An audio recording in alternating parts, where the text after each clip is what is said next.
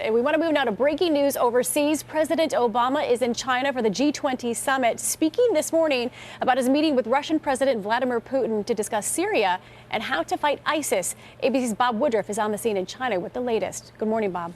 Well, good morning, Paula. You know, President Obama just spoke for about 40 minutes. One of the biggest topics is about Syria. His meeting with Russia's President Putin lasted much longer than expected, about an hour and a half, trying to work out a ceasefire between Syria's leader, Bashar al-Assad, backed by Russia, and the moderate rebel groups that are supported by the U.S. Now, President Obama said an agreement will take much more work. Given the gaps of trust that exist, that's a tough negotiation.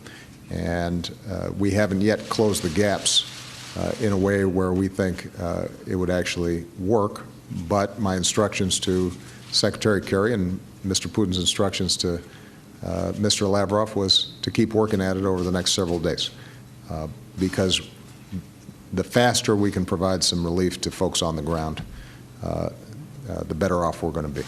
Other important discussions in that meeting with President Putin were about Ukraine and cybersecurity. President Obama characterized that discussion as constructive but inconclusive. George and Paula.